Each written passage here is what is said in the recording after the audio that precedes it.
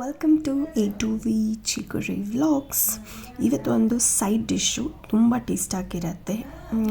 Banana ಇರುತ್ತಲ್ವ, ಅದು raw ಬನಾನದು ಫ್ರೈ ಸೈಡ್ ಡಿಶ್ಶು ಸಕ್ಕತ್ತಾಗಿರುತ್ತೆ. ಟೇಸ್ಟ್ ಇದು ನಾನು ಹೊಸ್ದಾಗಿ ಟ್ರೈ ಮಾಡಿದ್ದು, ಬಟ್ ತುಂಬ ಟೇಸ್ಟಿಯಾಗಿ ಬಂದಿತ್ತು. ಬಾಳೆಕಾಯ್ದು ಫ್ರೈ. ಸೊ ಈ ಥರ ಬಾಳೆಕಾಯಿನ ಹೊಟ್ಟೆಲ್ಲ ತೆಗೆದು ತೊಳೆದು ಈ ಥರ ಸ್ಲೈಸಸ್ ಆಗಿ ಕಟ್ ಮಾಡ್ಕೋಬೇಕು. ಕಟ್ ಮಾಡಿಕೊಂಡು ಈ ಸ್ಲೈಸಸ್ನ ಒಂದು ಬೌಲಿಗೆ ಹಾಕಿ ಸ್ವಲ್ಪ ತಿಕ್ಕಾಗೆ ಕಟ್ ಮಾಡ್ಕೋಬೇಕು. ಯಾಕಂದರೆ ಇದು ಬೇಗ ಬೆಂದೋಗುತ್ತೆ, ತುಂಬ ಟೈಮ್ ಏನು ಹಿಡಿಯಲ್ಲ ಇದು ಬೇಯೋಕ್ಕೆ. ಸೊ ನಾವು ಸ್ವಲ್ಪ ದಪ್ಪದಾಗೇ ಕಟ್ ಮಾಡಿಕೊಂಡ್ರೆ ಒಳಗಡೆ ಮಸಾಲೆ ಎಲ್ಲ ಹಿಡಿಯುತ್ತೆ, ಏನೂ ಪ್ರಾಬ್ಲಮ್ ಇಲ್ಲ. ಸೊ ಸ್ವಲ್ಪ ತಿಕ್ಕಾಗೆ ಕಟ್ ಮಾಡ್ಕೊಳ್ಳಿ ಈ ಥರ. ಇದನ್ನೆಲ್ಲ ಒಂದು ಬೌಲಿಗೆ ಹಾಕಿಟ್ಕೋಬೇಕು. ಹಾಕಿಟ್ಕೊಂಡಾದಮೇಲೆ ಇನ್ನೊಂದು ಬೌಲಲ್ಲಿ ಒಂದು ಸಣ್ಣ ಲೆಮನ್ ಸೈಜಷ್ಟು ನಿಂಬೆಹಣ್ಣು ತೊಗೊಂಡು ಅದನ್ನು ನೀರಲ್ಲಿ ಹಾಕಿ ಸ್ವಲ್ಪ ಹೊತ್ತು ನೆನೆಸಿಡಬೇಕು. ಆಮೇಲೆ ಇನ್ನೊಂದು ಸೈಡು ಎಲ್ಲ ಮಸಾಲೆಗಳು ತೊಗೊಬೇಕು. ಅದಕ್ಕೂ ಮುಂಚೆ ಸ್ವಲ್ಪ 1/2 table spoon of salt hockey banana ಎಲ್ಲ ಕಟ್ ಮಾಡ್ಕೊಂಡಿದ್ವಲ್ಲ ಅದನ್ನು ಸ್ವಲ್ಪ ಮಿಕ್ಸ್ ಮಾಡ್ಕೋಬೇಕು.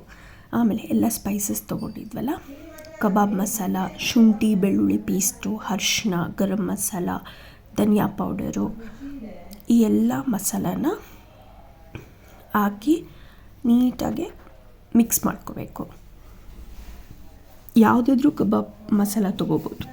ನಾನಿಲ್ಲಿ ರೆಡಿಮೇಡ್ ತೊಗೊಂಡಿಲ್ಲ, ಇದು ಲೂಸ್ ಸಿಗುತ್ತಲ್ಲ ಆ ಥರ ಕಬಾಬ್ ಮಸಾಲೆ ಹಾಕಿರೋದು ತುಂಬ ಟೇಸ್ಟಾಗಿ ಬಂದಿತ್ತು. ಸೊ ತುಂಬ ಮಸಾಲೆನೂ ತೊಗೊಬಾರ್ದು, ಲೈಟಾಗಿ ಹಾಕಿದ್ರೂ ಪರವಾಗಿಲ್ಲ, ತುಂಬ ಟೇಸ್ಟಾಗಿರುತ್ತೆ. ತುಂಬ ಮಸಾಲೆ ತೊಗೊಂಡ್ರೆ ಅದು ಬರೀ ಮಸಾಲೆ ಅನಿಸ್ತಾ ಇರುತ್ತೆ. ಅದಕ್ಕೆ ಸೊ ಈ ಥರ ನೀಟಾಗೆಲ್ಲ ಕೋಟ್ ಮಾಡ್ಕೋಬೇಕು. ಈ ಥರ ಕೋಟ್ ಮಾಡಿ ಮಿಕ್ಸ್ ಮಾಡ್ಕೋಬೇಕು ಚೆನ್ನಾಗಿ. ಬೇಕು ಅಂದರೆ ಸಾಲ್ಟ್ ಈಗಲೂ ಆ್ಯಡ್ ಮಾಡ್ಕೋಬೋದು. ನಾನು ಮುಂಚೆನೇ ಬನಾನಾ ಕಟ್ ಮಾಡ್ಕೊಂಡಿದ್ವಲ್ಲ ಬಾಳೆಕಾಯಿ, ಅದಕ್ಕೆ ಹಾಕಿದ್ದು ಸಾಲ್ಟು. ಈಗ ನೀರೇನು ಆ್ಯಡ್ ಮಾಡೋಂಗಿಲ್ಲ ಇದಕ್ಕೆ. ಎಲ್ಲ ಫಸ್ಟ್ ಮಿಕ್ಸ್ ಮಾಡ್ಕೊಂಡ್ಮೇಲೆ ಹುಣಸೆ ಹುಳಿ ಇರುತ್ತಲ್ಲ, ಆ ನೀರು ಸ್ವಲ್ಪ ಆ್ಯಡ್ ಮಾಡ್ತಾಯಿದ್ದೀನಿ ಅಷ್ಟೇ. ಎಷ್ಟು ಬೇಕೋ ಅಷ್ಟು ಮಾತ್ರ ಆ್ಯಡ್ ಮಾಡ್ಕೊಂಡು ಮಿಕ್ಸ್ ಮಾಡ್ಕೊಳ್ಳಿ. ಎಲ್ಲನೇ ತುಂಬ ತೆಳ್ಳಗಾಗಬೇಡತ್ತೆ, ಅದು ಗಟ್ಟಿಯಾಗಿ ಇರಬೇಕು. ಇದು ಎಷ್ಟು ಬೇಕೋ ಅಷ್ಟು ನೋಡಿಕೊಂಡು ಆ್ಯಡ್ ಮಾಡ್ಕೊಳ್ಳಿ.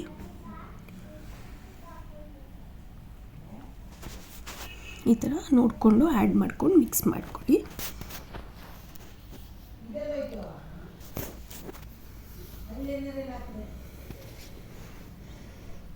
ಈ ಥರ ಸ್ವಲ್ಪನೇ ಆ್ಯಡ್ ಮಾಡಿಕೊಂಡು ಮಿಕ್ಸ್ ಮಾಡ್ತಾಯಿದ್ದೀನಿ, ಯಾಕಂದರೆ ತುಂಬ ಜಾಸ್ತಿ ಆಗಿಬಿಟ್ರು ಅದು ಟೇಸ್ಟ್ ಚೆನ್ನಾಗಿರೋದಿಲ್ಲ. ಅದಕ್ಕೆ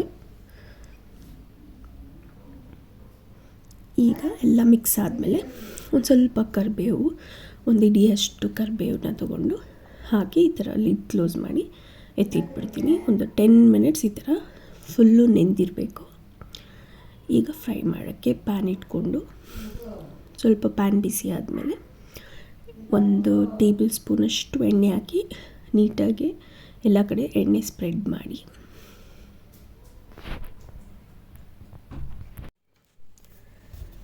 ಸೊ ಈ ಥರ ಆಯಿಲ್ ಹಾಕಿ ಆಮೇಲೆ ಒಂದೊಂದೇ ಸ್ಲೈಸಸ್ನ ಆಯಿಲ್ ಬಿಸಿ ಆದಮೇಲೆ ಲೋ ಫ್ಲೇಮಲ್ಲಿ ಬೇಯಿಸ್ಬೇಕು. ಇದನ್ನು ಹೈ ಫ್ಲೇಮಲ್ಲಿ ಬೇಯಿಸಿದ್ರೆ ಒಳಗಡೆ ಎಲ್ಲ ನೀಟಾಗಿ ಬೆಂದಿರೋದಿಲ್ಲ.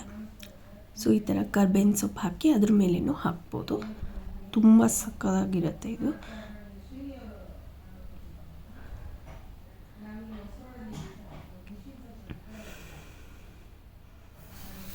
ಸೊ ಈ ಥರ ಎಲ್ಲ ಸ್ಲೈಸಸ್ನು ಹಾಕ್ಕೊಂಡು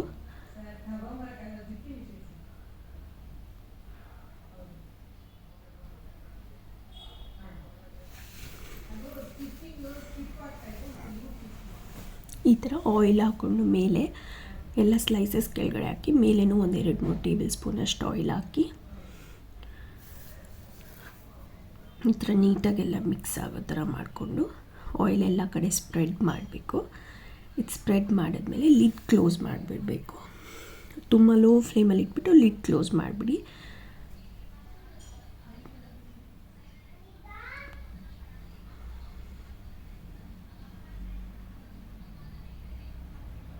ಈ ಥರ ಲೋ ಫ್ಲೇಮಲ್ಲಿ ಇಟ್ಟು ಬೆಂದಮೇಲೆ ಈ ಥರ ಎಲ್ಲ ನೀಟಾಗಿ ಬೇರೆ ಸೈಡು ಬೇಯಿಸ್ಕೋಬೇಕು.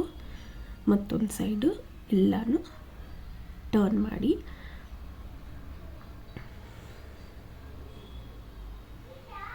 ಈ ಥರ ಎಲ್ಲ ಟರ್ನ್ ಮಾಡ್ಕೊಬೇಕು. ಎಲ್ಲ ನೀಟಾಗಿ ಟರ್ನ್ ಮಾಡಿದ್ಮೇಲೆ ಮತ್ತೆ ಲಿಡ್ ಕ್ಲೋಸ್ ಮಾಡಿ ಲೋ ಫ್ಲೇಮಲ್ಲಿ ಇನ್ನೊಂದು 5 ಮಿನಿಟ್ಸ್ ಅಷ್ಟು ತಿರ್ಗಾ ಬೇಯಿಸ್ಕೊಬೋದು. ಫುಲ್ ನೀಟಾಗಿ ಬೆಂದಿರುತ್ತೆ. ಇದು ತುಂಬ ಹೊತ್ತೇನು ಬೇಯಿಸ್ಬೇಕು, ಫ್ರೈ ಮಾಡ್ಕೊಂಡಿರಬೇಕು ಅಂತೇನಿಲ್ಲ. ಈ ಥರ ಲಿಡ್ ಕ್ಲೋಸ್ ಮಾಡಿ ಲೋ ಫ್ಲೇಮಲ್ಲಿ ಬೇಯಿಸ್ಕೊಂಡ್ರೆ ಸಾಕು. ನೋಡಿ, ಈಗ 2 ಸೈಡು ನೀಟಾಗಿ ಬೆಂದಿದೆಯಾ ನೋಡಿಕೊಂಡು,